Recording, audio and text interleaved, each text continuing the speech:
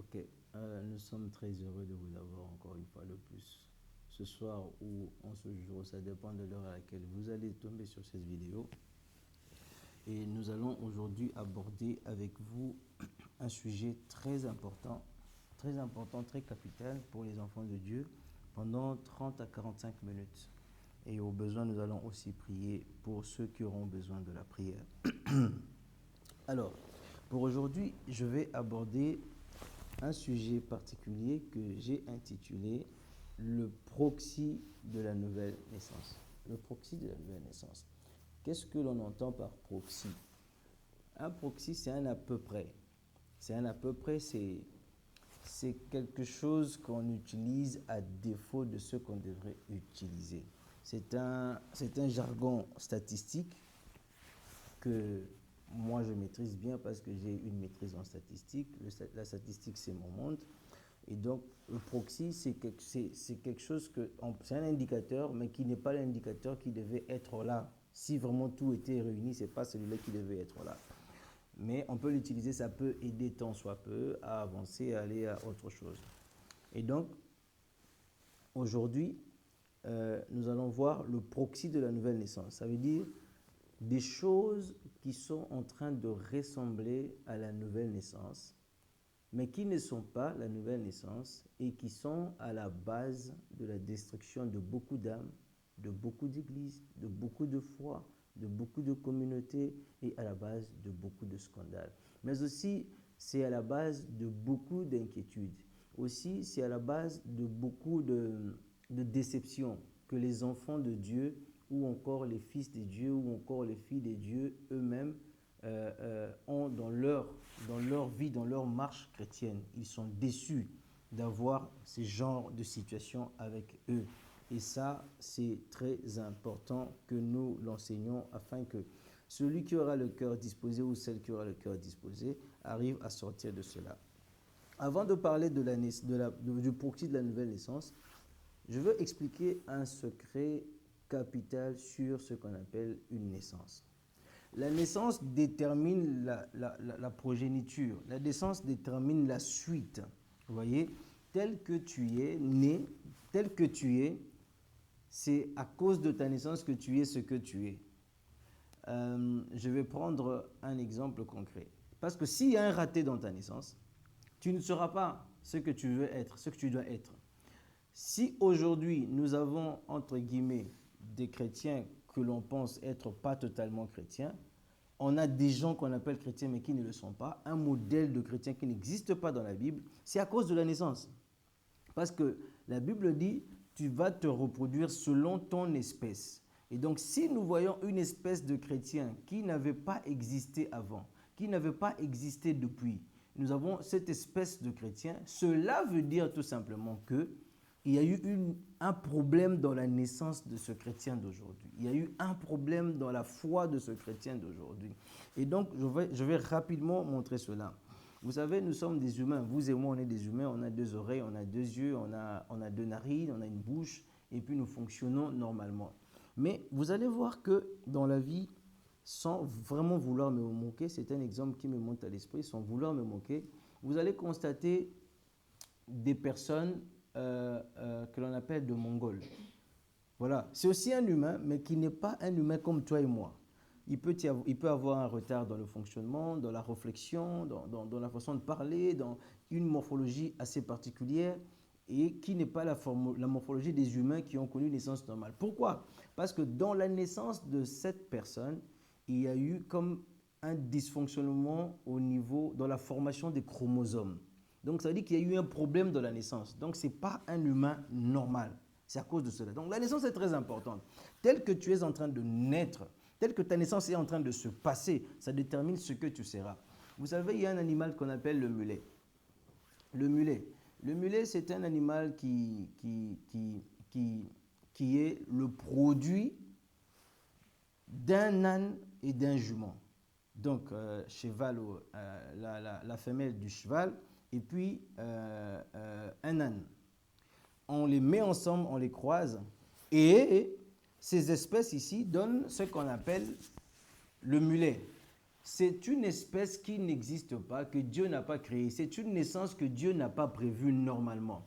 Alors, qu'est-ce qui se passe? Vous allez voir que le mulet va exister. Il semble être robuste, comme on le dit. Il semble être plus têtu que le cheval. Donc, ça veut dire que déterminé, solide et costaud. Cependant, vous allez vous rendre compte que le mulet est stérile. Vous voyez, le mulet est stérile.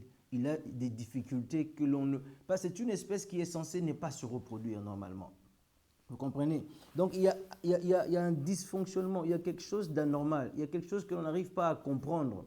Et donc, ça, c'est dû à la naissance. Voilà pourquoi il est très important de parler de la nouvelle naissance pour nous les chrétiens, pour que nous ayons l'église que nous devons avoir, pour que nous ayons le peuple de Dieu que nous devons avoir. Vous allez vous rendre compte que tout le problème que les gens ont aujourd'hui à accuser, mais maintenant dans les églises, il y a ça, c'est pas normal. Dans les églises, il y a la cabale juive, dans les églises, il y a ceci, les sœurs à l'église comme cela, les frères à l'église comme cela. Toutes ces accusations, en fait, se résument au niveau de la naissance.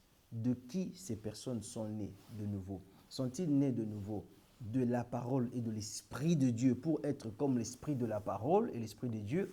Ah, c'est la question qu'il faut se poser. Parce que si tu es né du sang de ta famille, tu seras comme ta famille. Si tu es né de ton père, tu vas ressembler à ton père ou encore à ta mère. Et donc, si tu es né de Dieu, tu vas ressembler à Dieu. Il est très important qu'on parle des proxys de la nouvelle naissance. Ça va pousser certaines personnes à rechercher la vraie, l'originale nouvelle naissance dans leur vie. Alors, let's go.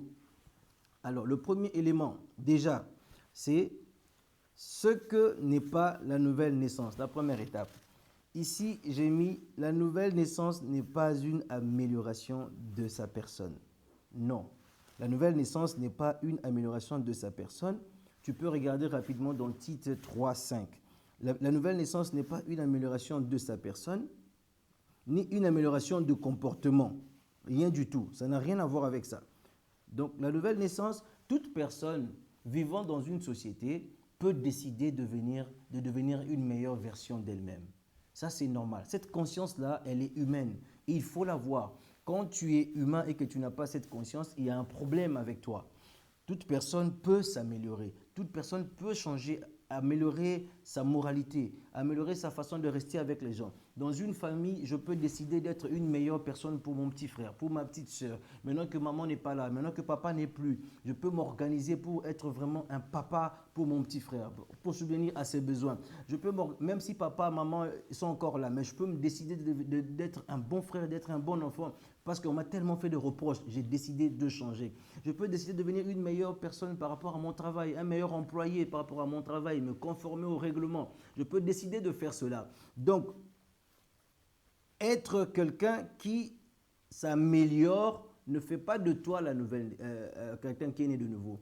Être quelqu'un qui s'examine tous les jours pour pouvoir devenir une meilleure version, ça ne fait pas de toi quelqu'un qui est né de nouveau. Tite 3:5, la Bible dit « Il nous a sauvés non à cause des œuvres de justice que nous aurions faites, mais selon sa miséricorde par le baptême de la régénération et le renouvellement du Saint-Esprit. » Donc les œuvres de la justice ne sont pas des œuvres qui nous sauvent, des œuvres de moralité. Là encore, on dit les œuvres de la justice, mais moi je parle ici même des œuvres de moralité. Ce n'est pas des œuvres qui nous sauvent, ce n'est pas des choses dont on a besoin pour naître de nouveau. Il est vrai que quelqu'un qui est né de nouveau risque de très bien se comporter, risque d'être quelqu'un qui s'améliore du jour au lendemain parce que c'est dans la nature de la divinité de rechercher tout le temps l'excellence.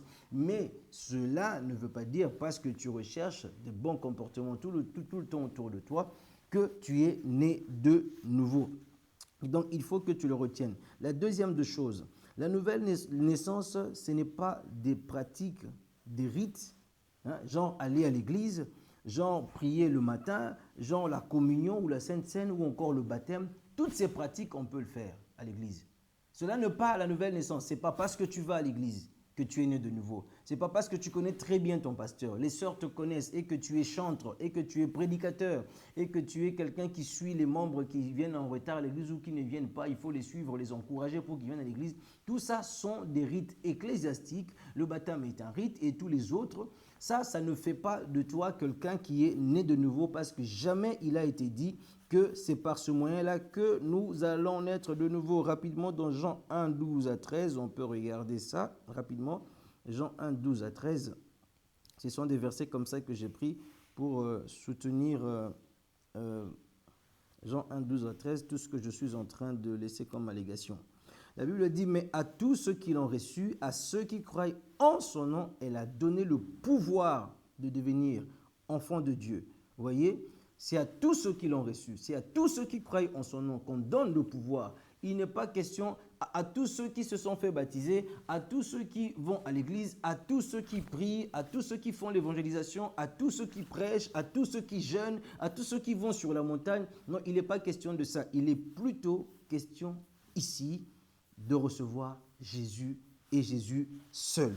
Donc, on va voir un troisième point, ce que n'est pas la nouvelle naissance. La nouvelle naissance, ce n'est pas un héritage de la famille chrétienne. Non, ce n'est pas un héritage de la famille chrétienne. Romains 9, 8, tout simplement. Et donc, ce n'est pas un héritage. La nouvelle naissance n'est pas un héritage. Genre, voilà, tu as grandi dans une famille où tout le monde est prêtre, tout le monde est pasteur, et on t'a appris les b.a.-ba de la Bible dans la famille, que tu es né de nouveau. Non, la nouvelle naissance n'est pas un héritage. Romains 9, 8, je vais lire avec vous.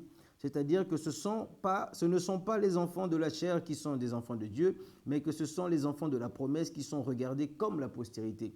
La postérité d'Abraham, bien évidemment. Ici, il était en train de parler aux Juifs qui pensaient qu'ils étaient postérité d'Abraham et qu'eux, ils avaient le droit de pouvoir hériter de la bénédiction d'Abraham aussi. Mais il leur montre qu'il n'est pas question d'une postérité charnelle, rien à voir. Il faut être fils de la promesse, tout simplement. Il faut une naissance particulière. Ce n'est pas parce que c'est physique et que Abraham, vous êtes venu de Abraham que vous automatiquement recevez cette bénédiction-là. Ce n'est pas comme ça. Ce n'est pas un héritage familial. Non. Papa est né de nouveau, maman est née de nouveau, mais toi aussi, tu dois naître de nouveau personnellement. Je crois que cela vous fait de l'édification dans votre esprit. Le point D. La nouvelle naissance n'est pas une émotion forte, ni une expérience passagère. Voilà, ce n'est pas une émotion forte. Genre, voilà, j'étais en train de prier, j'ai senti que quelque chose est tombé sur moi, c'était très chaud sur ma tête, très chaud sur mon dos, j'ai senti la chaleur et puis ça m'a traversé le corps entier. Toutes ces émotions que tu peux sentir, les sensations que tu peux avoir, ces expériences qui sont passagères, ne sont en rien la nouvelle naissance. Il est possible que le jour où tu es en train de naître de nouveau, que ces choses arrivent et aient lieu. Mais cela ne veut pas dire que ces choses arriveront forcément quand tu es en train de naître de nouveau. Donc, avoir ces choses ne sont pas la nouvelle naissance. Regardez, je ne suis pas contre tout ce que je suis en train de vous dire, mais quelqu'un qui se retrouve dans ces choses ne doit pas croire très rapidement qu'il est né de nouveau s'il ne s'examine pas selon les caractéristiques de la nouvelle naissance qu'on va donner plus tard. Il est possible que tu voies Dieu de face comme ça, voir Jésus. C'est possible que Jésus t'apparaisse. C'est possible que tu entendes la voix de Jésus et que tu sois un prophète qui parle tous les jours de la part de Dieu aux hommes. C'est possible et c'est normal que Dieu te parle parce que Dieu n'a peur de personne. Dieu peut parler à un cheval qui est capable de parler à son prophète qui n'écoutait pas. Dieu est capable de parler à la nature au travers de Jésus. Dieu a parlé au vent, à la tempête et le reste, à l'arbre et tout ça. Dieu est capable de parler à tout ce qu'il a créé. Et tu es un humain que Dieu a créé. Dieu peut te parler comme il veut. Et toi-même, tu t'établis un vrai prophète de Dieu. Et tout ce que tu dis, c'est vraiment accurate, c'est vraiment précis. Quand tu le dis, ça arrive à la minute quand tu le dis. Tu peux avoir tout ça sans être né de nouveau. N'oubliez pas que la Bible dit, ils viendront à moi et ils diront, Seigneur, n'avons-nous pas fait ceci en ton nom? Seigneur, mais je leur dirai, éloignez-vous de moi, je ne vous ai jamais connu. Connu comment? Connu comme fils. Je ne vous ai jamais connu comme fils. Vous étiez là avec des miracles, avec des puissances extraordinaires à manifester, mais vous n'étiez jamais, alors jamais né de nouveau. Rapidement, vous pouvez regarder ça dans 2 Corinthiens 5, verset 17. Alors, on va regarder aussi la nouvelle naissance qui n'est pas la repentance seule. Ok, c'est le dernier point avant que l'on regarde avec vous. C'est quoi vraiment la nouvelle naissance? La nouvelle naissance n'est pas la repentance seule. Il ne suffit pas de pleurer, et ça va nous permettre d'introduire le point suivant. Je crois que ça doit être dans Acte 20, 21, si je ne me trompe pas. Acte 20, 21. Est-ce que c'est ça? Voilà, je crois que c'est ça. Et donc, la nouvelle naissance, ce n'est pas la repentance seule. Il est possible que tu pleures tes péchés. C'est possible que tu pleures tes péchés. et néanmoins aller en enfer. Néanmoins ne pas connaître Jésus. Néanmoins ne pas naître de nouveau. Pourquoi? C'est très important ici. Regardez, la Bible dit ceci, verset 21. Annonçant aux Juifs et aux Grecs la repentance envers Dieu, on ajoute et la foi en notre Seigneur Jésus-Christ. Il y a deux choses, il y a deux pieds. Vous comprenez? Il y a deux pieds. Il est question d'annoncer non seulement la repentance, mais aussi la confiance en Jésus. Regardez, chers frères et sœurs, vous allez constater, ou ce que moi j'ai constaté, nous sommes en train d'assister à certains types d'enseignements actuellement dans notre pays, dans le monde, des types d'enseignements qui sont en train d'enlever ou de ôter ou de déplacer la foi des enfants de Dieu de l'œuvre du calvaire et on la place ailleurs. On place la foi de Dieu, la foi des enfants de Dieu sur des moments de jeûne très forts. On place la foi, je ne suis pas contre le jeûne. On place la foi des enfants de Dieu sur les délivrances. Je ne suis pas contre la délivrance. On place la foi des enfants de Dieu sur les doctrines de lien. On place la foi des enfants de Dieu sur le pasteur, sur la communauté la plus exemplaire. Notre communauté est propre. Notre communauté est Dieu. Notre communauté, nous, on n'a pas on nous a jamais attrapé dans une saleté. C'est possible. Mais sachez-le d'ailleurs, parlant de communauté, il n'y a aucune communauté qui soit acceptée par Dieu. Aucune communauté n'est acceptée par Dieu. Que vous soyez catholique, que vous soyez protestant, que vous soyez Assemblée de Dieu, que vous soyez quoi encore? Que vous soyez évangélique, que vous soyez Église de réveil, que vous soyez tout ce que vous êtes, que vous soyez la borne, que vous soyez, peu importe le nom de l'Église où vous êtes dans votre communauté, toute communauté n'ira pas au ciel. Aucune communauté n'est acceptée de Dieu. Aucune communauté n'est acceptée de Dieu. Les communautés sont des organisations humaines. Elles n'ont rien à voir avec le corps de Jésus-Christ. Seul Jésus est accepté de Dieu. Seul Jésus est le Fils de Dieu. Seul Jésus a satisfait les conditions exigées par Dieu pour notre salut. Et donc, votre communauté ne va jamais être parfaite. Toute communauté est un tiroir des cadavres. Si vous allez fouiller dans toute communauté, vous allez trouver ces choses-là. Toute communauté est un tiroir des cadavres. Donc, c'est Jésus qui reste le seul modèle. Moi qui vous parle, je n'appartiens à aucune communauté. Je n'appartiens à personne. Je n'appartiens à aucune église. Je n'appartiens à aucune communauté. J'appartiens à Jésus-Christ. Je suis fils de Dieu, je suis enfant de Dieu et il m'utilise là où il veut, comme il veut et je fais ce qu'il me demande. Point barre, j'avance avec lui, avec sa parole. Bien évidemment, j'ai un pasteur. J'ai même des pasteurs, j'ai 2 pasteurs, moi. Et donc, vous comprenez, ça ne me pose aucun souci dans ma foi, dans ma marche avec le Seigneur. Et donc, la foi des enfants de Dieu n'est plus sur la croix. Voyez, les gens peuvent se repentir, mais le piège est qu'on ne présente pas Jésus, l'œuvre de la croix qui est la source de la nouvelle naissance. Vous voyez, la repentance n'est qu'une étape. Mais la repentance ne doit pas venir par le simple fait que toi, tu vas te repentir. La repentance doit venir par le fait que toi, tu as placé ta foi sur l'œuvre du calvaire et Jésus-Christ t'a donné le don de la repentance qui provoque ensuite la nouvelle naissance. Car la nouvelle naissance, c'est une naissance qui se fait de la parole et de l'Esprit de Dieu. Et donc, maintenant, on va regarder ce qu'est la nouvelle naissance après avoir introduit quand même la dimension de la croix du calvaire. Ça paraît simple, les amis. Mais il est très difficile pour des gens de pouvoir se confier à l'œuvre du calvaire. Il est très difficile. Parfois, les gens le disent de la bouche. Si Dieu ne te fait pas grâce pour voir la force de la croix, pour voir le mystique de la croix, pour voir l'infaillibilité de l'œuvre du calvaire, si Dieu ne te fait pas grâce, tu passes à côté. Tu vas passer à côté. Seul Dieu ouvre cette porte-là pour qui que ce soit. Et si tu m'entends aujourd'hui, si tu as la possibilité de me suivre, je crois que c'est parce que Dieu veut bien évidemment te parler. C'est parce que Dieu veut te transmettre cette grâce-là.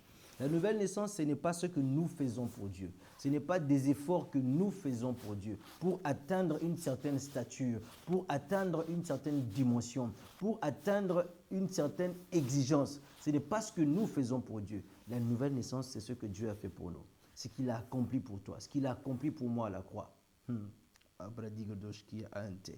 nouvelle naissance, c'est ce que Dieu a accompli pour toi et moi à la croix. Alors, c'est quoi la nouvelle naissance? La nouvelle naissance est une naissance par la parole et par le Saint-Esprit. C'est un acte surnaturel de Dieu dans ta vie. Oui, la nouvelle naissance, c'est une naissance qui se fait par la parole de Dieu et par le Saint-Esprit. Rapidement, dans Jean 3, 5 à 6, on va regarder. Jean 3, 5 à 6, parce que Jésus en parle. La Bible dit ceci. Jésus répondit, en vérité, je te le dis, si un homme n'est né d'eau et d'esprit, il ne peut entrer dans le royaume de Dieu. Il faut naître d'eau et d'esprit. Il s'agit, n'est-ce pas, de l'eau de la parole. Verset 6, on dit, ce qui est né de la chair est chair, et ce qui est né de l'esprit est esprit. Voilà pourquoi je vous parlais la fois au début. Je vous ai dit, selon la naissance de la personne, vous allez voir la suite, comment ça va être. On se plaint de la qualité de chrétiens. On se plaint de la qualité des pasteurs. On se plaint de la qualité des hommes de Dieu, des femmes de Dieu, des filles de Dieu, des garçons, des enfants de Dieu, des serviteurs de Dieu, de façon générale, des hommes d'église et des femmes d'église. On se plaint de ça. Mais ça dépend de la naissance que les gens ont eue. Sont-ils vraiment nés de nouveau de la parole? Regardez ce que dit la Bible. Ce qui est né de la chair est chair. Ce qui est né de l'esprit est esprit. Tu vas manifester la chair que tu le veuilles ou pas. Tu vas manifester la colère, tu vas manifester la haine, les rancunes, les inquiétudes tout le temps vont t'envahir. La méchanceté, la duplicité, le mensonge, le vol, l'orgueil, la prostitution, les animosités, les amertumes dans ton cœur. Tu vas manifester ces choses que tu le veuilles ou pas et tu vas servir Dieu avec ça, tu vas prêcher avec ça. Alors que ce qui est né d'esprit est esprit. Quand tu es né de la parole et du Saint-Esprit, tu as reçu le Saint-Esprit en toi après avoir cru dans la parole de l'œuvre du calvaire, après avoir dit oui au Seigneur Jésus-Christ, à ce message évangélique, à cette bonne nouvelle qui t'appelle, qui te montre que là-bas à la croix on a tout accompli pour toi et que toi-même tu n'as rien à faire et que toi-même tu n'as aucun prix à payer et que toi-même on a tout fait pour toi, tu as été guéri de toute maladie, tu as été guéri de toute souffrance, tu as été guéri de toute douleur. Il y a quelqu'un qui a porté sur lui les condamnations qui devraient tomber sur toi ou encore les sanctions qui devraient tomber sur toi pour que tu aies la paix. Tout ça, c'est tombé sur lui. Il les a pris. Il a été chicoté par Dieu pour toi. Et qu'aujourd'hui, là où tu es, en train de me regarder, en train de m'écouter, tu n'as rien à faire, tu n'as rien à donner, tu n'as rien à démontrer, tu n'as aucun effort à fournir pour plaire à Dieu. Parce que tu ne peux pas plaire à Dieu, peu importe ce que tu vas faire. La seule et l'unique personne qui a plu à Dieu, c'est le Seigneur Jésus-Christ. Point barre. Il n'y a aucun autre qui va plaire à Dieu. Maintenant, tu dois venir par l'entremise du Seigneur Jésus-Christ. Tu dois croire en Jésus. Tu dois te reposer pleinement sur lui. Tu dois compter sur ses capacités, sur ses forces, sur ses divinités, sur ses validités, sur ses infaillibilités dans l'œuvre du calvaire parce qu'il a écrasé la tête du serpent, le pouvoir du péché. Il a ôté le péché dans le monde et t'a rendu libre. Lui seul a été capable de le faire. Pour toi, il l'a fait. Et tu es libre de tout péché, de toute condamnation. Si seulement tu peux croire ça et que tu dis Amen là où tu es, si simplement, tu te confies totalement, si simplement, sans regarder ni à gauche ni à droite, sans regarder tes capacités, sans regarder tes insuffisances ni tes suffisances parce que ça n'existe plus, ça ne compte plus à partir du moment où Jésus-Christ a tout accompli. Si tu peux regarder de cette façon-là, alors l'Esprit de Jésus revient sur toi et tu nais donc de nouveau. Le Saint-Esprit revient sur toi. Et tu es baptisé du feu, tu es baptisé du Saint-Esprit en ce moment-là. C'est ça la nouvelle naissance. Et quand tu es né de l'Esprit de Dieu, la Bible le montre très clairement ici, que ce qui est né d'Esprit est Esprit.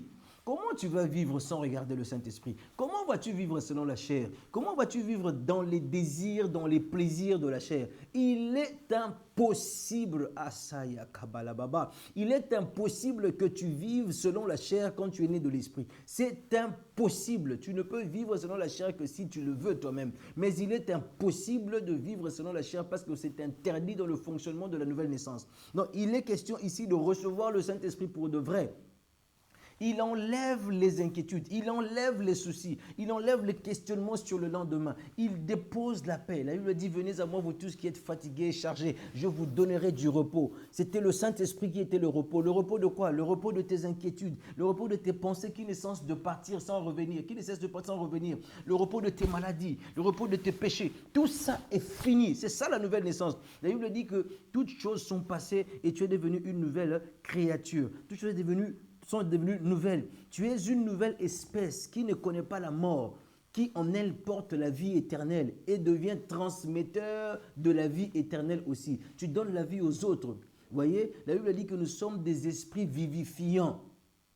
Vous voyez, on est différent de la première création. C'est ça la nouvelle naissance. L'Esprit de Dieu, il écrase le premier toit et il élève un autre toit qui vient du ciel. Qui vient d'où? Qui vient de l'œuvre de la résurrection. Il y a eu la mort et la résurrection. Il y a eu deux choses. Quand Jésus mourait, Jésus t'a pardonné tes péchés. Quand Jésus mourait, Jésus a rendu disponible le salut pour toi. Mais quand Jésus ressuscitait, Jésus était en train de créer le nouveau toi. Il est ressuscité avec toi dans une nouveauté de vie, comme dit la Bible. On peut entrer dans le Nouveau Testament, regarder tout ce que je suis en train de dire. Il est ressuscité avec toi dans une nouveauté de vie pour régner, pour seigneuriser, pour être le maître des temps et des circonstances dans ta propre vie, pour qu'aucune autre situation ne t'engloutisse. Voilà la nouvelle naissance. C'est une grâce que Dieu te fait. Tu n'as aucun effort à faire pour cela. Tu n'as aucun argent à donner, aucune somme à donner pour ça. T'as pas... Cette nouvelle naissance, c'est toute la délivrance dès le départ. Voilà pourquoi vous allez constater que dans l'église de l'église primitive, parce que les gens étaient très enclins sur la nouvelle naissance, vous n'allez pas constater des gens qu'il fallait délivrer jour après jour, soir après soir, il fallait couper des liens, parce que les gens naissaient dans le royaume de la divinité. Et quand tu nais dans le royaume de la divinité, ou quand tu nais dans le ciel, tu nais dans le monde de Dieu, Dieu vient habiter en toi, quel est le lien qui va pouvoir te faire du mal, qui va pouvoir résister, qui va pouvoir te contrôler, qui va pouvoir te dominer? Quel est le lien qui va pouvoir le faire? Il n'y en a pas. Il n'y en a pas. Il n'y en a pas. Donc, il faut que tu arrives à comprendre cette réalité et que la nouvelle naissance soit quelque chose de réel dans ta vie, que tu connais. Il faut que ça soit une réalité pour toi. Il faut que ça soit une vraie réalité pour toi.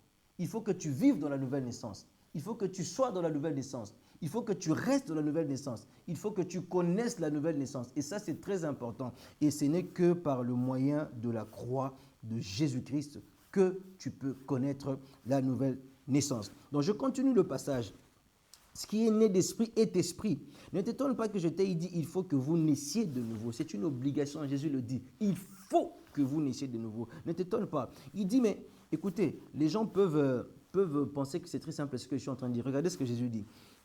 Il dit, ne t'étonne pas que je t'ai dit, il faut que vous naissiez de nouveau. Le vent souffle où il veut. Et si tu entends, je peux prendre directement le verset 10. Regardez le verset 10, la Bible dit ceci. Jésus lui dit, tu es le docteur d'Israël. On peut switcher. Jésus lui dit, tu es le docteur d'Israël et tu ne sais pas ces choses. Tu es le docteur d'Israël et tu ne sais pas ces choses. Ça veut dire que le docteur d'Israël ne veut pas dire un docteur d'Israël. Il était le chef de l'enseignement en Israël. Il est possible que tu sois un docteur. Il est possible que tu sois universitaire. Il est possible que tu sois pasteur. Il est possible que tu sois prophète. Il est possible que tu sois évangéliste, que tu sois un grand connaisseur des choses de Dieu, un vrai théologien ou théologue, mais que tu ne connaisses pas ces choses de la nouvelle naissance. Je t'assure. Pourquoi? Ce n'est pas ce que l'homme fait, c'est ce que Dieu lui seul fait à ses élus et à ses bien-aimés. C'est ce que Dieu lui seul fait. Et si tu veux que Dieu le fasse pour toi, commence à regarder ce que Jésus a fait à la croix pour toi. Commence à regarder, Dieu t'a envoyé Jésus à la croix. Maintenant que je te parle, tu ne peux compter que sur Jésus. Il n'y a rien à voir, il n'y a rien à ajouter. Vous voyez, la nouvelle naissance, c'est la providence du ciel qui vient en toi. Le ciel vient rester en toi. Les anges viennent en toi. Les richesses insondables des connaissances du Christ viennent en toi. Les invincibilités du royaume viennent en toi. Toutes ces choses viennent en toi. Les 24 vieillards viennent en toi. Les 4 êtres vivants viennent en toi. Tout ça, ça vient en toi. Pourquoi? Parce que Dieu a élu domicile en toi. Son esprit est venu habiter en toi. C'est cela. Vous voyez? C'est très, très, très profond. Ce n'est pas quelque chose de simple. Ce n'est pas à confondre avec le simple fait d'entrer dans de l'eau de baptême. Tu entres dans l'eau de baptême et puis, pouf, voilà, tu es né de nouveau. Non, il ne faut pas confondre ça. Il est possible que quelqu'un soit né de nouveau avant même l'eau de baptême. Il est possible.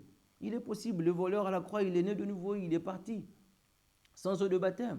Corneille est né de nouveau pendant que Pierre était en train de prononcer encore ces paroles. Quelles paroles? Il montrait comment Christ était mort pour Corneille. Il montrait comment Christ avait donné le prix, avait payé le prix pour Corneille. Il montrait cela. Il dit pendant que Pierre prononçait encore ces paroles, l'Esprit de Dieu tomba sur tous ceux qui écoutaient la parole. Et donc la parole attire l'esprit. La parole est le fil conducteur de l'esprit. Voilà pourquoi on dit qu'il faut naître d'eau et d'esprit. Recevoir la parole de la croix. Pas n'importe quelle parole. Pas la parole des délivrances de liens. Pas la parole où on vous montre les démons, comment ils sont forts, comment ils ont attaché vos familles, comment ils sont... Pas cette parole-là, pas ça. On n'a pas besoin de ça. Jésus n'a pas prêché ça. Comment les démons sont forts, ils mettent des organisations mondiales, ils ont une tête, ils ont des quartiers généraux à gauche, à droite, en France, aux États-Unis, au Congo et tout ça. On n'a pas besoin de cette connaissance-là. On a besoin de la connaissance du Christ. Connaître Christ en commençant par ce qu'il a accompli pour toi, les mérites de Christ pour toi à la croix. Et quand tu crois dans ces choses comme Corneille croyait, alors l'Esprit vient sur toi. Et c'est cela la nouvelle naissance, naître d'eau et d'esprit. Vous voyez, tu peux être docteur et ne pas connaître ces choses. On dit en vérité, je te le dis, nous disons ce que nous savons et nous rendons témoignage de ce que nous avons vu et vous ne recevez pas notre témoignage. Et donc, ça, c'était le premier élément pour montrer ce qu'était la nouvelle naissance. C'est une naissance qui est faite par la parole et par l'esprit. Vous pouvez lire encore dans 1 Pierre chapitre 1, verset 23. Alors, la nouvelle naissance est aussi un don gratuit basé uniquement sur l'œuvre du Christ. Je voulais insister, où il n'y a aucun effort, c'est le deuxième point. On a un troisième et un quatrième point. C'est un don gratuit basé uniquement sur l'œuvre du Christ. Aucun effort à faire. Frères, sœurs, c'est aucun effort. Mais est-ce que c'est pas, je dois quand même, c'est aucun effort. Mais non, vous n'avez pas vu est-ce que vous n'avez pas remarqué comment on appelle, des musulmans qui sont nés de nouveau? Il dormait et puis il se réveille, il dit qu'il a rencontré Jésus et puis il a changé carrément. Dans le songe, Dieu est venu lui parler de Jésus, Dieu lui a montré la passion du Christ. Dès qu'il se réveille, il est rempli du Saint-Esprit. Il abandonne l'islam, il devient chrétien, il annonce Jésus et après il va se faire baptiser plus tard. Vous voyez ça? C'est mystérieux ça. Ça, il n'y a que Dieu qui tient cette chose. Il n'y a que Dieu qui garde ça. Et tout commence par là par rapport à la foi. Alors les proxys de nouvelle naissance que nous avons dans les églises, que nous avons actuellement, que nous avons aujourd'hui, c'est ça qui est à la base de la déception de beaucoup par rapport à l'église, mais aussi de eux-mêmes qui sont faussement nés de nouveau. Eux-mêmes là, ils sont déçus parce qu'ils remarquent que leur vie n'évolue pas, leur vie ne change pas. Des combats à gauche, quand le premier finit, le deuxième vient. Jamais on s'assoit sur le trône une fois pour toutes et on reste sur le trône, on sent que tout est sous les pieds. Jamais. Pourquoi? Pourquoi il faut combattre tous les jours? Nous sommes une assemblée de rois et des sacrificateurs. Et en tant que rois, nous avons notre trône. Et quand nous avons notre trône né de nouveau, nous sommes assis sur le trône et tous les combats sont par terre. Tout est par terre. On est en train de dominer, on est en train de seigneuriser, on est au-dessus. C'est ce que dit la Bible. C'est ce que disent les Écritures. Vous voyez un chrétien qui est déçu. Il doit voir des prophètes chaque semaine, il doit voir des pasteurs chaque jour, il doit voir des diacres, on doit faire quelque chose pour lui tout le temps. Un chrétien matindique, un chrétien sans feu. Pourquoi il n'a pas de feu? Même quand il va prier, la vie de prière, ça s'arrête après 2 semaines ou après 2 mois. Vous voyez, ou encore après 3 mois. Après 40 jours de jeûne organisé à l'église, la vie de prière s'arrête. Ce n'est pas normal. Ce n'est pas normal. Si tu existes, nous, les nés de nouveau, nous prions comme une respiration. Nous ne prions pas pour avoir une certaine force. Nous prions comme une respiration. La prière, c'est la respiration de l'esprit. Et la prière, c'est notre denrée alimentaire de tous les jours, de chaque seconde. Jésus-Christ a dit prier sans cesse. C'est cela la chose. Et c'est cela la nouvelle naissance, les amis. Merci Seigneur Jésus-Christ. Et donc, je vais rapidement regarder dans Éphésiens 2, 8 à 9 pour montrer que c'est un don gratuit basé uniquement sur l'œuvre du Christ. Éphésiens 2, 8 à 9, rapidement pour vous. Éphésiens 2, 8 à 9. Alors, je suis entré dans Philémon. Éphésiens 2, 8 à 9. Alors, la Bible dit ceci. Car c'est par la grâce que vous êtes sauvés, par le moyen de la foi. C'est ta foi, ta confiance dans ce que Christ a fait. On ne te demande rien d'autre. Tu n'as rien à faire, tu n'as rien à donner. On ne te demande même pas d'être baptisé d'eau pour être né de nouveau. Le baptême d'eau, c'est vrai, c'est un rite ecclésiastique. Il a son sens, il a sa définition, il a sa place. On peut aborder ça une autre fois. Mais ici, je vous parle de la nouvelle naissance. Car c'est par grâce que nous sommes sauvés. Il n'y a aucun acte à faire pour être sauvé. Ça n'existe pas. Il n'y en a pas. Aucun acte à faire. Pourquoi? Parce que Jésus a tout fait à la croix. Et ça, vous devriez le savoir. Ma crainte est que, en ayant écouté ces choses plusieurs fois dans les églises, chez les pasteurs, que ça devienne pour toi comme du rédit. Vous voyez? Et ça montre que tu ne l'avais jamais reçu une fois dans ta vie. Quand on entend parler de la mort de Jésus, nous les chrétiens, ça nous fait chaque fois. Même pendant que j'en parle ici, j'ai envie de parler en langue moi, pendant que j'en parle. J'ai envie de rabashatalabakataya baba. Parce que je suis en train de voir exactement comment il m'a élevé, comment il m'a placé haut, au-dessus de la mêlée, dans une vie extraordinaire remplie d'amour, remplie de paix, remplie de pardon, remplie de douceur, remplie de bonté, remplie de compréhension, remplie d'humilité, remplie de sainteté, remplie de fermeté, remplie de ferveur, remplie de vie, de connaissance, de divinité, de puissance, de gloire, la sagesse. Vous voyez? Je suis en train d'imaginer cela. Et tout ça, il a fait pour moi à $0, à zéro prix, sans aucun effort. C'est basé sur ce que lui a fait, et non pas sur ce que moi je peux faire. C'est comme ça que je préfère passer mon temps à placer la foi dans l'œuvre du calvaire, à placer la foi dans ce que Christ a fait pour moi. Je reste là jour après jour, soir après soir. Frères et sœurs, là où tu m'écoutes, sur TikTok ou encore sur YouTube, sur Facebook, ça dépend du lien qui vous est, sur lequel vous nous suivez. Je vous assure, mes amis, il n'y aura jamais plus grande révélation dans la Bible que celle que je suis en train de vous dire aujourd'hui. Il n'y en aura pas. Il n'y en aura pas. Paul dit, la prédication de la croix. Il n'a pas dit la prédication des gros mystères, la prédication des 7 âges des églises, la prédication de 70 semaines de Daniel, la prédication de la révélation de Genèse, la prédication des Apocalypses. Il dit la prédication de la croix. C'est une folie pour ceux qui périssent. Parfois, ceux qui périssent sont même à l'église. Ils sont à l'église, ils sont pasteurs, ils sont diacres, ils sont en train de périr. Ils estiment qu'il ne faut pas parler de ça. Il faut parler de la prospérité, il faut parler de la délivrance, il faut parler du combat. Nous, on est venus pour les combats, il faut parler du combat. Ce sont des gens qui sont... Quand tu présentes la croix, mais tu vas combattre comment sans la croix? Et quand tu arrives à... Si tu veux combattre avec la croix, dès que tu arrives devant la croix, tu te rends compte que le combat est déjà fini. C'était déjà fini. Mais c'est une puissance de Dieu pour nous qui croyons.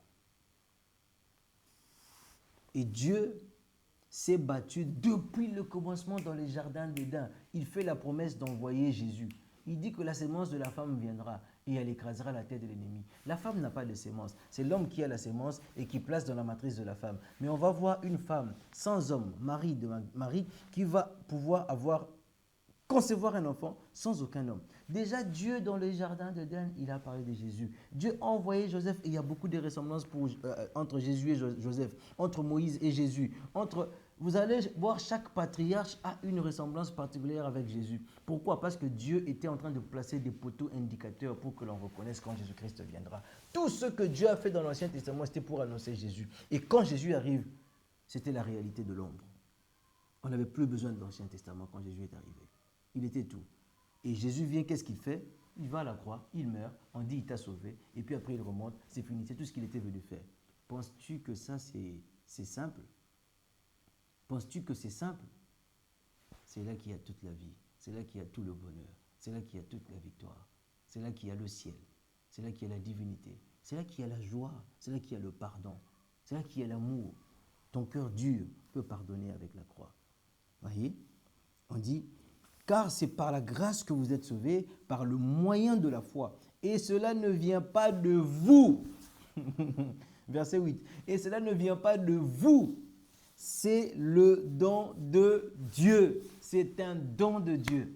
Sans aucun effort. C'est un cadeau de Dieu. Le cadeau, on ne le mérite pas toujours. C'est un don de Dieu. C'est un cadeau que Dieu... C'est un don. Ce n'est même pas un cadeau, c'est un don. C'est un don. Parce que, excusez-moi, ce n'est pas un cadeau. Parce que le cadeau, parfois, tu peux avoir fait quelque chose de bien et puis on t'offre un cadeau à cause de ça. Un cadeau peut te récompenser. Ça, ce n'est pas une récompense. C'est un don de Dieu. Un don, on donne et puis on n'attend rien en retour. Dieu te donne comme ça, Jésus te donne le Saint-Esprit, la nouvelle naissance. Il n'attend rien en retour. Il te sauve gratuitement. Il ne te refusera plus le salut. Il ne va plus te récupérer ce salut-là. C'est éternel parce que Dieu est éternel et le salut qu'il t'a donné est éternel. Ça finira plus jamais. On appelle ça la vie éternelle. La vie éternelle ne s'arrête pas. Il ne faut pas penser qu'on peut perdre le salut aujourd'hui. Non, on ne perd pas le salut. Quand tu as reçu Jésus-Christ comme Seigneur et Sauveur dans ta vie, tu es né de nouveau, tu as reçu ce qu'on appelle la vie éternelle. Et la vie éternelle ne cesse pas, ne s'arrête pas. Voilà. Et le verset 9 intensifie, dit « Ce n'est point par les œuvres afin que personne ne se glorifie. » Ce n'est pas par les œuvres. Non, ce n'est pas par les œuvres. Non, c'est par la foi dans ce que Jésus-Christ a fait. Je renforce ta foi ce soir dans l'œuvre du calvaire. Je booste ta foi ce soir dans l'œuvre du calvaire.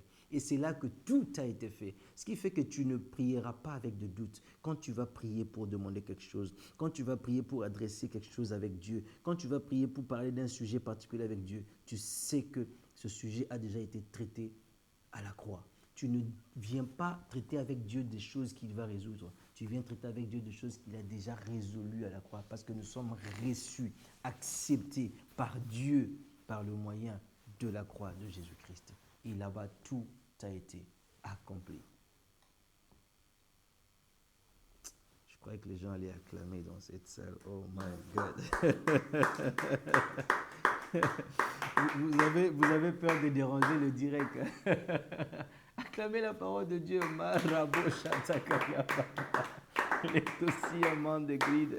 Ah, ça me fait plaisir, les amis. Ça me fait tellement plaisir. Oh my God. Les grassos, shayakata, la baba. C'est que tu n'as aucun effort. On t'apprend que les liens de famille qui te dérangent là, c'était fini à la croix. Oh non, mais il faut quand même que j'ai pris pour que ça finisse. On te dit que c'était fini à la croix. C'était fini ou pas. C'est là où on demande ta foi. On te dit c'est par la foi, c'est pas par les œuvres. Non, mais moi je vais quand même prier 4 jours de prière. On te dit que c'était fini à la croix. Tu vois, tu refuses le chemin de la nouvelle naissance. Tu veux le chemin où tu veux te battre toi seul. Tu as beaucoup de connaissances devant la croix. Tu es trop sage devant l'œuvre du calvaire. Et ce n'est pas pour les sages, c'est pour ceux qui ne sont pas intelligents. Ce n'est pas pour les forts, c'est pour ceux qui sont faibles. Tu vois? Et toi, tu es très fort devant la croix. Tu as tes connaissances, tu as tes expériences, tu as tes méthodes, tu as tes façons de faire.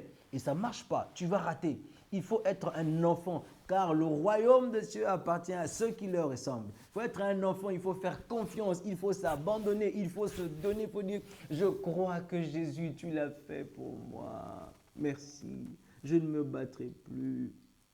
Je ne me battrai plus. Tu as tout accompli, Jésus. Tu as tout donné, Jésus. Tu as souffert une fois pour toutes. Je ne peux plus souffrir. Tu as fait cela. Me voici, je reçois mon repos dans ta présence. Me voici, je reçois ta vie. Me voici, je reçois ta délivrance. Me voici, je reçois ton salut. Oh, que tu es merveilleux, mon Jésus. Tu as tout accompli et tu sens le poids commencer à quitter ton cœur. Tu sens le poids commencer à quitter ton âme. Tu sens la paix de Dieu commencer à prendre place. Et là, tu es en train de naître de nouveau, sans le savoir, sans même le vouloir peut-être, pendant que tu ne le pensais pas. La nouvelle naissance est en train d'avoir lieu. Tu as tellement cru et admiré l'œuvre du calvaire. Tu as accepté, tu as posé ta foi dessus. L'Esprit de Dieu vient. Il ne traîne pas quand tu fais confiance à l'œuvre du calvaire. Regardez, les voleurs à la croix. L'autre insulte Jésus. Lui là, il n'insulte pas, il dit, mais toi, tu es en train de l'insulter. Toi et moi, on est condamnables. Lui là, il n'a rien fait. Une bonne attitude face à Jésus. Et l'Esprit de Dieu était là à côté de lui. Jésus lui-même était l'Esprit de Dieu. L'Esprit de Dieu était encore en Jésus. Parce qu'il n'avait pas encore expiré. Il dit aujourd'hui, toi et moi, dans le paradis. C'est là qu'il a reçu l'Esprit. Vous comprenez? Voilà. C'est cela. Alors, les deux derniers points, c'est que la nouvelle naissance. La nouvelle naissance, c'est une participation immédiate à la nature divine et au bénéfice de la croix et de la résurrection. C'est une participation immédiate à la nature divine et au bénéfice de la croix et de la résurrection. Romains 6, 4, verset 5. Colossiens 2, 12 à 13. Que quelqu'un me prenne Colossiens 2, 12 à 13. Moi, je prends Romains 6, 4 à 5. Colossiens 2, 12 à 13. J'aurai besoin de ça. Romains 6, 4 à 5. Je vais lire ici rapidement. Romains 6, 4 à 5. Romains 6, 4 à 5. Écoutez ce que la Bible dit. Nous avons donc été ensevelis. Tu vois, quand tu es né de nouveau, quand tu as reçu Jésus, quand tu crois dans l'œuvre du Calvaire, de la même façon, il a été enseveli. Toi aussi, tu as été enseveli avec lui par le baptême en sa mort, afin que comme Christ est ressuscité des morts, par la gloire du Père, de même nous aussi, nous marchions en nouveauté de vie. Donc, l'ensevelissement, la croix, la nouveauté de vie, la résurrection. Voyez? L'ensevelissement, ça veut dire que ton ancienne vie est morte. Tout est détruit. Maintenant, le problème, c'est qu'il ne faut pas laisser tes yeux te parler. Mais hier, j'ai encore menti. Mais hier, j'ai encore fait ça. Mais je sens encore la faiblesse. Il ne faut pas regarder à ça. Il faut regarder à ce que dit la Bible. Parce que tu es né de la parole, ton esprit doit apprendre à croire dans la parole. De la même façon que tu as cru en Jésus, sans pouvoir faire un effort quelconque, continue à croire ici. On te dit que tu as été enseveli. Nous avons donc été ensevelis. Ce n'est pas aujourd'hui que tu vas t'ensevelir.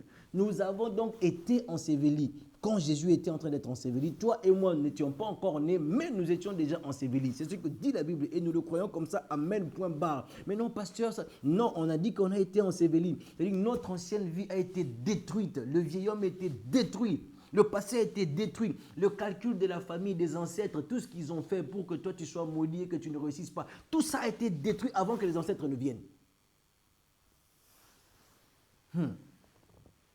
Bon, Nico, on ne va pas être là en train de regarder les liens, tout ça, avoir un évangile de peur, un évangile. Tout ça a été détruit depuis avant que les ancêtres ne naissent. Jésus a détruit tout ça dans l'ensevelissement. Et quand il est ressuscité, c'est dans une nouveauté de vie. Quelle vie? On dit que toute chose ancienne est passée et tout est devenu nouveau. Nous sommes une nouvelle création à l'image de Jésus. Et qui est Jésus? C'est celui dont on a dit, son nom est élevé au-dessus de tout nom. Et devant son nom, tout genou fléchit. Il est assis sur le trône dans les lieux célestes. Et maintenant, nous sommes à son image. Ça veut dire que devant nous, tout genou fléchit. Ça veut dire que tel qu'il est sur le trône, et lui, et toi, et moi, nous sommes assis sur le trône quand nous croyons en lui. C'est ce que cela veut dire tout simplement. C'est ce que cela veut dire. Combien croient ceci? C'est là le problème. Est-ce que tu crois? Est-ce que tu te confies? Est-ce que demain tu ne vas pas te poser encore des questions? Est-ce que demain tu ne vas pas parler un langage qui contredit ces choses? C'est là le problème. Ne parle jamais contre cette révélation. Peu importe. Quand tu commences à parler selon tes faiblesses, ça veut dire que tu comptes sur tes efforts maintenant. Attention, ne fais pas ça. Reste confiant afin que l'Esprit vienne. Reste confiant afin que l'Esprit vienne sur toi. Oh my God, merci Seigneur Jésus-Christ. Et donc, c'était encore Colossiens combien déjà, j'avais dit? Donnez-moi ça. Colossiens 2, 12 à 13. You need to plug this one. Il faut brancher ça sur la connexion Internet. Colossiens 2, 12 à 13. Oui, ça va couper, fais vite. Colossiens 2, 12 à 13. Colossiens 2, 12 à 13. Que dit la Bible? Ayant été ensevelis avec lui par le baptême, vous êtes aussi ressuscités en lui et avec lui par la foi en la puissance de Dieu qui l'a ressuscité de mort. Donc, tel que Jésus-Christ ressuscité, nous ressuscitions avec lui en même temps. C'est ce que dit la Bible. Vous êtes aussi ressuscités. Donc maintenant, tu ne peux pas croire ces choses pour le futur. On dit que cela a déjà été fait. C'était déjà fait, c'était déjà accompli. C'est ce que l'on dit. Ayant été ensevelis, puisqu'on a été ensevelis par le baptême, vous êtes aussi, on est aussi ressuscité en lui et avec lui, en Jésus et avec Jésus. Pendant qu'il ressuscitait, nous ressuscitions dans la puissance infaillible. Vous voyez, la résurrection est quelque chose. Beaucoup de gens restent au niveau de la mort. Christ m'a sauvé à la croix, Christ est mort pour moi, il a pardonné. Oui, il a pardonné tes péchés. Oui, il t'a sauvé. Mais regarde après la croix, qu'est-ce qui s'est passé? Après la croix, on dit que tu es ressuscité avec lui dans la nouveauté de vie. Mais comment Jésus-Christ ressuscite? Il ressuscite dans la gloire. Il commence à percer les murs. Plus rien ne l'arrête. Il devient plus puissant que ce qu'il était quand il marchait sur la terre. Après la résurrection.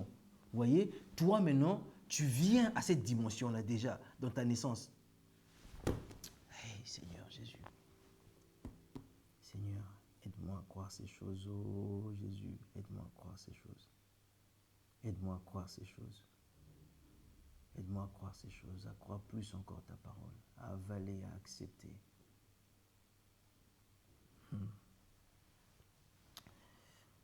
Vous qui étiez morts par vos offenses et par l'incirconcision de votre chair, il vous a rendu à la vie avec lui. Il vous a rendu à la vie avec lui. Pas qu'il va vous rendre à la vie. Donc, quand tu as cru en Jésus, tout a déjà été fait. Il n'est pas en retard. C'est toi qui es en retard. C'est toi qui viens d'arriver maintenant là. Mais tout a déjà été fait. Il t'a rendu à la vie avec lui en nous faisant grâce pour toutes nos offenses. Il a tout oublié. Il a tout effacé. Il a tout mis de côté. Et personne ne peut te condamner devant lui. Car il n'y a plus de condamnation pour ceux qui sont en Christ. Qui va te condamner? Ce reste les liens de famille? Qui va te condamner? Personne. Personne ne va te condamner. Sont là les éléments que j'ai prévus pour vous afin de vous montrer la force de la nouvelle naissance. On prend le dernier point, c'est que la nouvelle naissance.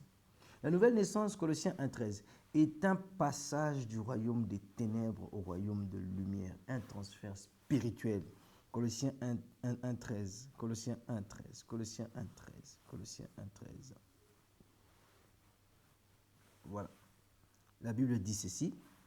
La Bible dit, je prends le 12, rendez grâce au Père qui vous a rendu capable d'avoir part à l'héritage des saints dans la lumière. Ah, Dieu nous a rendu capables d'avoir part à l'héritage des saints dans la lumière. Verset 13. Qui nous a délivrés, pas qui nous délivrera quand on paiera pour nous, pas qui nous délivrera quand on acceptera Jésus-Christ, pas, on dit qui nous a déjà, quand tu acceptes Jésus, tu trouves qu'on t'avait déjà délivré. Ce n'est pas que parce que tu as accepté Jésus, tu seras délivré. Quand tu reçois Jésus, tu l'acceptes, tu trouves une information qui dit on t'avait déjà délivré. Il faut trouver des héros dans la foi pour avaler ça. Il faut trouver des hommes de foi pour avaler ça. Si vous n'avez pas la foi, c'est impossible. Vous ne marchez pas avec Dieu comme ça, sans cette façon. C'est la seule façon de marcher avec Dieu. C'est la seule façon de marcher avec Dieu, de vivre la croissance spirituelle à outrance dans ta vie. Tu crois spirituellement, c'est en croyant ces choses. C'est en entrant dans les mystères du Christ. Qui nous a délivrés de la puissance des ténèbres. Il nous a déjà délivrés, oh Jesus, de la puissance des ténèbres et nous a transportés dans le royaume du Fils de son amour. On nous a transportés dans un royaume particulier, dans le royaume du Fils de son amour, dans le royaume de Jésus, dans le royaume de lumière. Vous comprenez, dans le verset 12, c'est dit carrément lumière.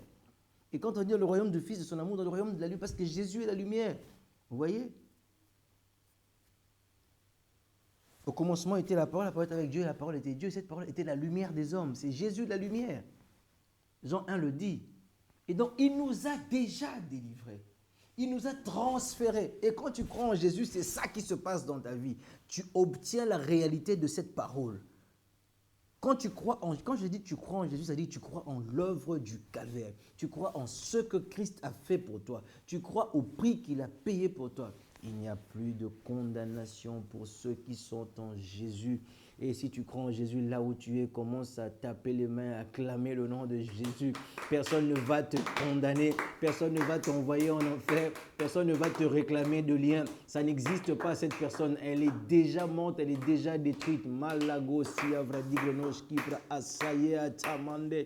Oh, commence à élever le nom de Jésus là où tu es. Commence à glorifier le nom de Jésus. Commence à lui rendre gloire pour l'amour qu'il t'a donné, pour combien il t'a manifesté.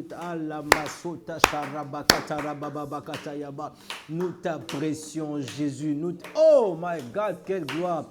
Ikatushki pravala atombe ligranios kulinia nataya baba sataya katobe elebrozishki abrania mante. Nous te bénissons, Seigneur. Nous te bénissons, Jésus. Nous te glorifions, Seigneur. Qui est comme toi? Qui est comme toi? Qui sera comme toi?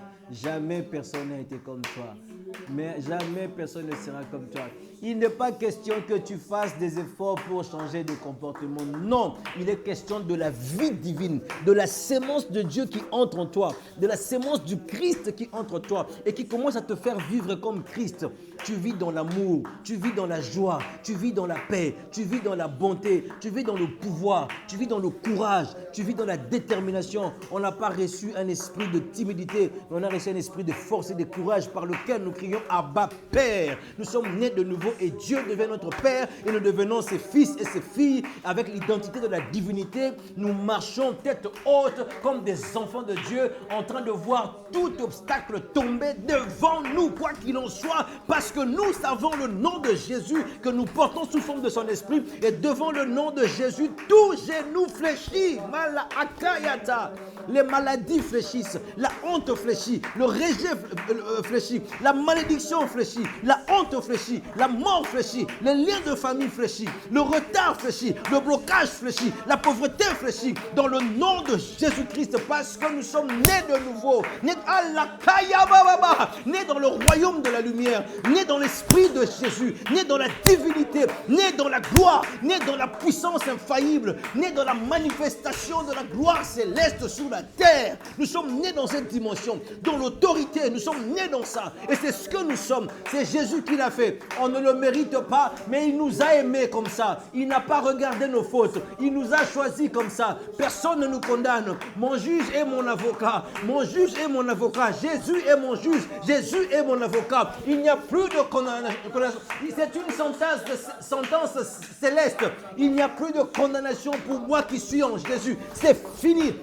C'est fini, la maladie est finie, la honte est finie, le rejet est fini, la pauvreté est finie, la médiocrité est finie, la bassesse est finie, tout est fini, fini. La gloire est ma portion, l'Esprit de Dieu est ma portion, la vie divine est ma portion, la sainteté est ma portion, la sanctification, la croissance spirituelle, la justice de Dieu est ma portion. Je vis dans la justice de Dieu, je vis dans la perfection de Dieu, je suis capable désormais de manifester la perfection du Saint-Esprit parce que celui qui est né d'esprit est esprit. Je manifeste la perfection. Point besoin de dire que non, on n'est pas parfait. Nous sommes parfaits. Nous sommes parfaits. La Bible dit c'est une sagesse prêchée parmi les parfaits, parmi les matures. C'est ce que nous sommes, sans aucun péché, sans aucune condamnation. Pourquoi? Parce que Christ a pris notre place et nous a donné la sienne. Et nous la prenons volontiers avec foi. Nous la prenons volontiers avec un cœur reconnaissant, sans jamais reculer. Dans le nom de Jésus, Maro Baba Sotayakata, Ilanda Rababo Sopravadia Katayana Mama, et lesso sobri de skivre lia entelemendo, Ropasish Kiliaranto Sivramaya Atushkilia Ratakaya Babate, et Sovra Makayo Abaskia Tabashata Badegede. Oh, thank you, Jesus. Oh, thank you, Jesus. Maintenant, si tu es là en train de suivre et que tu as besoin que l'on prie pour toi et que tu veux donner ta vie à Jésus et que tu veux faire confiance pleinement à Jésus, Confiance dans l'œuvre du calvaire. Confiance dans ce que Christ a fait pour toi. Confiance dans le prix qu'il a payé pour toi. Et que tu ne veux plus faire des efforts. Tu es fatigué. Tu t'es longtemps battu. Tu pensais que c'était ce que toi tu devrais faire. Mais non, ce n'est pas ce que toi tu devrais faire. C'est ce que lui a déjà fait pour toi. Et c'est fini. C'est ce que Dieu a fait. Ce n'est pas ce que toi tu dois faire. Et tu comprends cela. Lève la main droite là où tu es. Et avec ta main gauche, laisse que tu le poses sur la poitrine. Lève ta main droite. Et prions parce que moi aussi je veux une prière pour moi. Prions le Seigneur. Saint-Esprit, tu m'as donné la possibilité de prêcher ta parole. Voici ton fils, voici ta fille, voici ton serviteur, voici ta servante à lever la main, là où il est, là où elle est, là où ils sont. Père, laisse que le Saint-Esprit prenne ses mains maintenant. Soyez remplis du Saint-Esprit. Soyez visités par le Saint-Esprit. Que l'amour de Dieu pénètre vos cœurs, que vous viviez manifestant les fruits de l'esprit, manifestant l'amour, la domination, le contrôle, le pardon, l'humilité, la simplicité, le bonheur, la bénignité, la longanimité, la patience, la tempérance, la foi, la vertu. Manifestez ces choses. Saint-Esprit, laisse que tu pénètres ces cœurs qui ont levé la main. Saint-Esprit, nous sommes là pour toi. Esprit de Jésus, je suis là pour toi, avec ton peuple. Saint-Esprit, je suis là pour toi, avec tes enfants. Saint-Esprit, je suis là pour toi. Saint-Esprit, je suis là pour toi. Saint-Esprit, les voici. Ils s'attendent à toi. Ils te veulent toi. Ils croient en toi. Ils s'attendent à toi. Laisse que tu les visites, oh Jésus, ce soir. Que cela soit une soirée de visitation. Si c'est la matinée ou les après-midi, laisse que ce soit une matinée ou un après-midi de visitation dans sa vie. Dans le nom précieux de Jésus, j'ai prié et demandé avec foi et avec autorité. Sois visité, enfant de Dieu, par la puissance du Saint-Esprit et le baptême de feu. J'ai prié et demandé avec foi. Amen et amen et amen. Alléluia. Oh my God. Yes, Lord. Soyez bénis. Soyez bénis là où vous êtes. Soyez bénis. Pour ceux qui sont sur TikTok, nous allons nous retrouver encore bientôt, je pense dans 45 minutes ou 1 heure pratiquement, le temps que je souffle un peu. On va continuer notre enseignement sur la domination qu'on a commencé depuis 2 jours. Et tout à l'heure, on va se voir. Que le Seigneur vous bénisse abondamment. God bless you.